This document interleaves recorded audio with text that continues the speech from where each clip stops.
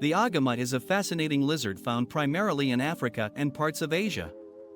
With its vibrant colors, it's hard not to be captivated by these creatures. Did you know that male agamas often display bright hues to attract females and assert dominance? Their color can change based on mood and temperature, making them masters of camouflage. These lizards are also quite social, often seen basking in the sun on rocks or tree branches, communicating through head bobs and push-ups. They primarily feast on insects, but some species enjoy fruits too. Agamas are not just beautiful, they play a crucial role in their ecosystems, helping to control insect populations.